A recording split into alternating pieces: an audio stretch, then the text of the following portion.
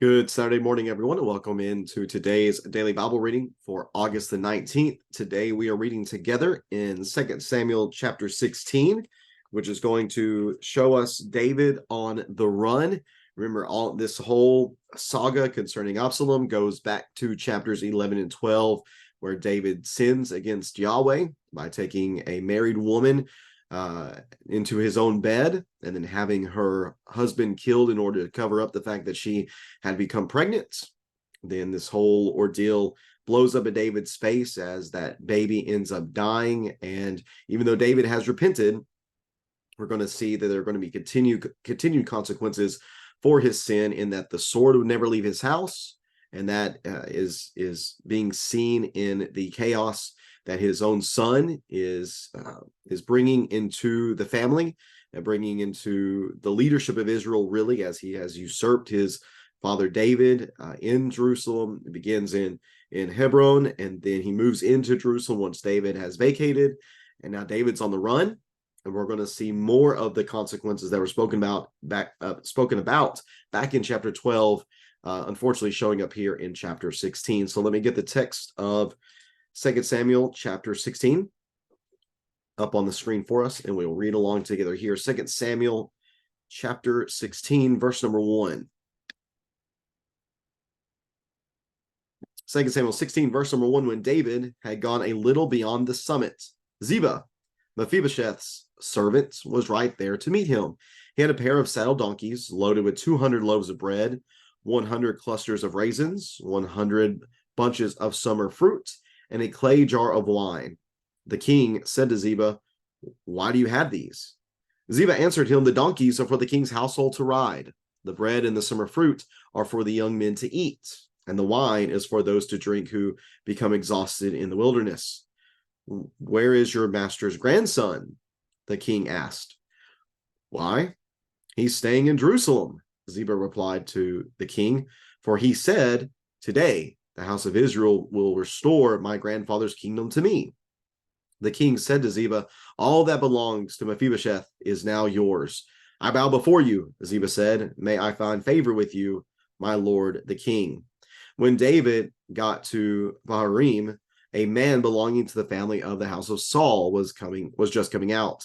His name was Shimei, son of Gera, and he was yelling curses as he approached. He threw stones at David and at all the royal servants, the people and the warriors on David's right and left. Shimei said as he cursed, "Get out, you man of bloodshed, you wicked man.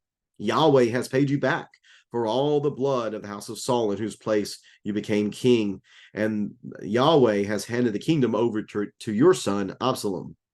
Look, you are in trouble because you're a man of bloodshed."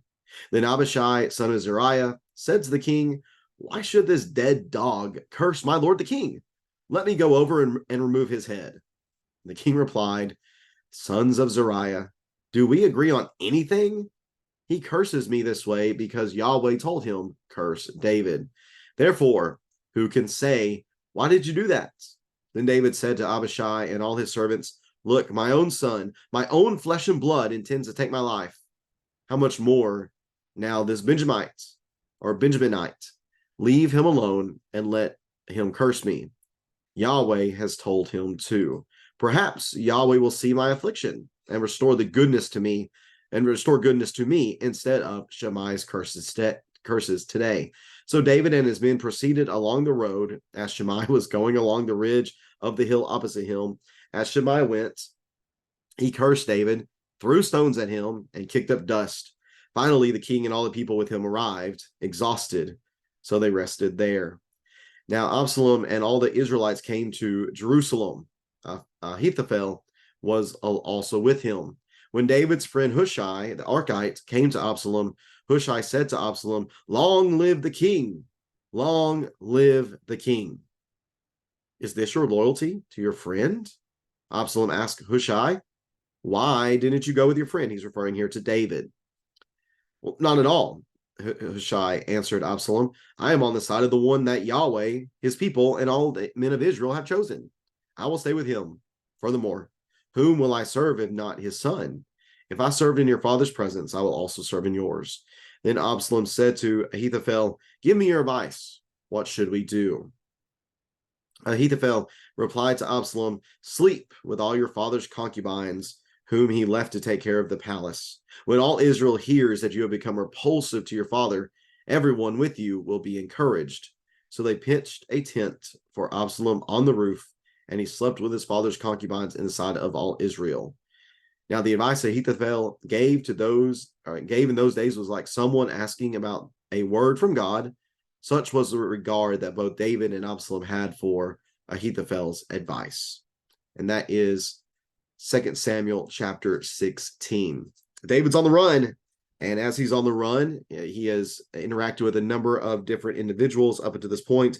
Remember, yesterday, he first, let's see here. Yesterday, he dealt first with Ittai the Gadites, who ended up staying with David. And David told him, I understand if you would go on your way. You've only been here for a little while. Go join yourself to the one who's in power. But Ittai said, no, I'm going to stick with you.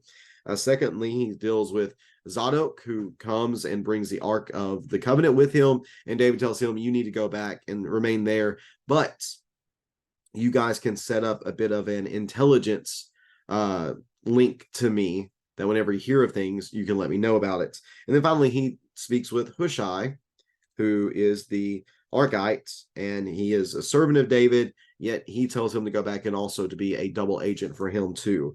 Well, next, David interacts with a man named Ziba. Ziba is first mentioned back in chapter 9, I believe it is. Yeah, chapter 9. We have him being a servant in Saul's family. He's the one that tells David about Mephibosheth, this man who was lame in both of his ankles because of an accident whenever he was young. He is a son of Jonathan, and David's wanting to show kindness to the family of Saul and the family of Jonathan. So he is introduced to Mephibosheth. He cares for Mephibosheth. He puts him in an honored place at his table, and Ziba is the caretaker of Mephibosheth and his family. Ziba comes to David and brings him a number of supplies, and David's thankful for these things, but then he questions, well, where is Mephibosheth? And Ziba tells him, well, Mephibosheth thinks this is the opportunity that he can take in order to take the kingdom back into the family of Saul. So he says this. He basically claims that Mephibosheth has betrayed David here in this moment, and immediately David renders a judgment of, fine, everything that is his now belongs to you. Ziba appreciates that. What's the issue here? Well, the issue here, beyond anything else that we might read later on, maybe say in chapter 19, where we find out this might not exactly be true, but the issue being that David only listened to one side and took that one side story and ran with it. There's a proverb that talks about the one who speaks up first. Better be careful not to just take that word as if it is the gospel truth, because you need to hear both sides of the story. David makes a mistake here, I believe, in the fact that he made this rash judgment and did not investigate further to see whether or not this is actually true about what Mephibosheth is doing.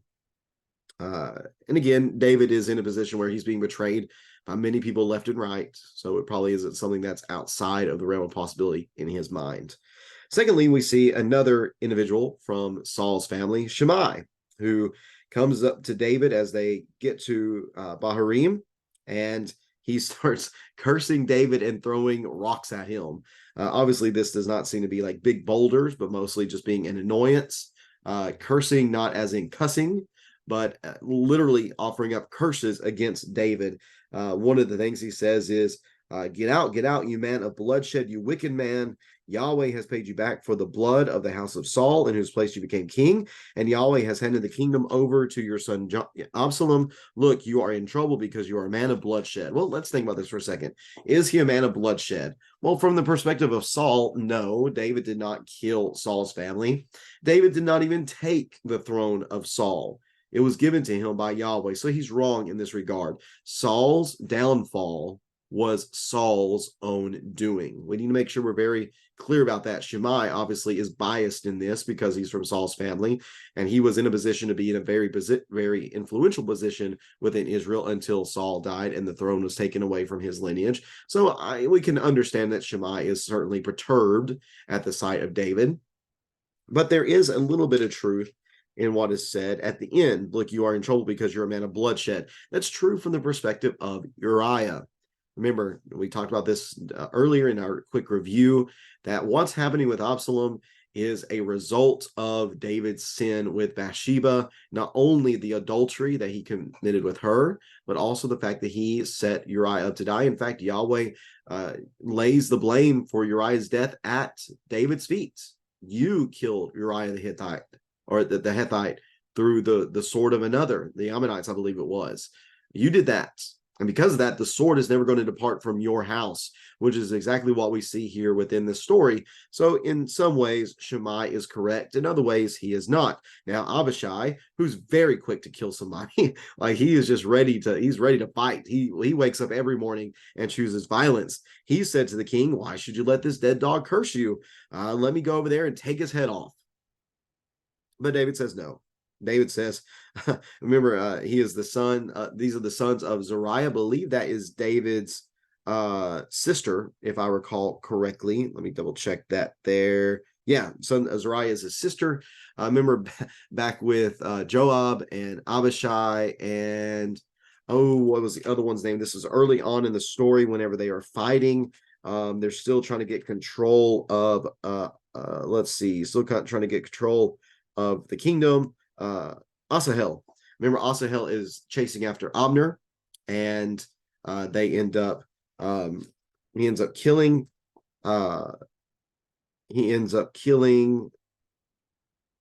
Asahel, and David and Joab and Abishai are distraught over that. They end up assassinating Abner later on. David says this later on in the story. And there we go, chapter 3 and verse number 39. As for me, even though I am anointed, the anointed king, I have little power today. These men, the sons of Zariah, are too fierce for me. So David's relationship with the sons of Zariah, his nephews, the sons of his sister, Joab, Asahel, and who's dead now, and then Abishai, they just don't get along. And David's constantly talking about how they're just out of control. I can't control them. They're going to do what they want to do. But here he says, no, you don't need to kill this guy. Because who knows? Maybe what he's saying is from the Lord. He might be cursing me because the Lord told him to curse me. So perhaps, verse number 12, perhaps Yahweh will see my affliction, restore the goodness to me instead of Shimei's curses today. So he's not going to hold this against him. Again, I think he understands the situation that Shimei is in. And David here is showing a great deal of grace and patience toward this man. And allowing him to continue to curse him. Because again, David's thinking, the situation that I'm in, God's in control. He's allowed Absalom to take the throne. Maybe he sent Shimei here. I'm not going to be taking out vengeance on anyone. I'm going to leave it to Yahweh's hands and allow him to work things out as they need to be worked out. And I think in some ways, or most ways, that is a very commendable thing for David to do here, to just allow things to work out the way that they need to. Here in this situation, David has shown himself thus far to be very, very, very non-aggressive. He's just letting things work and letting Yahweh do what Yahweh will do. Now we shift scenes now from David on the run back to Jerusalem, where Absalom is now. Remember, Ahithophel is also with him. That is the former trusted advisor of David, who has now switched sides. We're going to talk more about that in just a second. But also Hushai shows up. We see Hushai in the last chapter, in chapters 32 through 37, whenever David employs him, or chapter 15, verses 32 through 37, as David employs him to go be a double agent within Absalom's kingdom. And Absalom kind of calls him on. He's like, hey, why are you not with David? Why are you here with me? And Hushai says, well, I'm going to be on the side of whoever Yahweh and the people and all the men of Israel have chosen. He deceives him here and says, I'm on your side, which we know that's not true. He is being this spy. He's being this mole for David. Well, Absalom then shifts his attention to Ahithophel and says, all right, give me your advice. What's our next move? What should we do? And Ahithophel here says, well, The best thing you do right here in this moment is to sleep with your father's concubines, whom he left to take care of the palace. So David not only had his 8 wives, I believe it was, not only his 8 wives, but that'd be so he has his 6 from chapter 3, adds Bathsheba, that's 7, and then Michal is also his wife, that's 8. That we know of, at least. He not only had these 8 wives, but also had a number of concubines, it seems. And Ahithophel tells Absalom that you need to go and you need to sleep with them. You need to sleep with them in order to show your dominance over your father, that you've even taken his women for yourself. And in every way, not only is that a sign of disgrace toward the one whose concubines have been taken, but it's also an act of treason. It's showing him that I am taking what is yours as mine. He tells him to do so. Let's see here. He doesn't tell him to do so, but what they end up doing is they end up pitching this tent on top of the palace so that Israel might not see exactly what's going on. They don't see with their own eyes, but they know exactly what happens whenever Absalom would take one of the concubines into the tent. Now, think about what is said in chapter 12 and verses 11 and 12 with the consequences for David's sin with Bathsheba. Yahweh says very specifically that I'm going to take your wives and I'm going to give them to your neighbor. What you did in secret, he's going to do in public. This is that exact thing playing out. But think about it. Why would Ahithophel say this? Not only because this is what Yahweh said was going to happen, but also Ahithophel might take some pleasure in the fact that this is being done to David, because this is what David did with his granddaughter. Took someone who did not belong to him, took her for himself, violated her in his mind, and then did so in secret. So this is payback, basically, in Ahithophel's mind for what he did with Bathsheba. Let's see here. Also, there's one other point. So also think about where this is taking place. This is taking place on the roof. Where did David see Bathsheba that time? On the roof. So how ironic would it be for that to be the same place, for Absalom's disgraceful actions against his father to be the same place where David began his series of disgraceful actions against Yahweh for all the good he had done to him. So lots of tiebacks here in chapter 16 to things that have previously been discussed within the story, and it's just going to continue on here. A pretty awful chapter break, honestly. Whenever I was doing out the schedule, I probably should have put these 2 chapters together, but I'm not doing that today. We're just going to settle here for chapter 16 by itself. But just remember that at the end here, Ahithophel is regarded as someone who is very, very wise.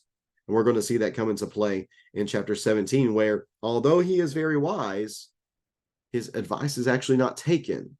And that's going to lead him to do something very rash himself. So we'll be talking about that tomorrow in our read of 2 Samuel chapter 17.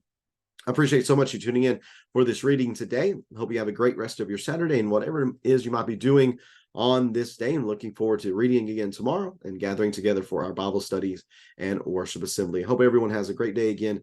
God bless you, and we'll see you in the morning.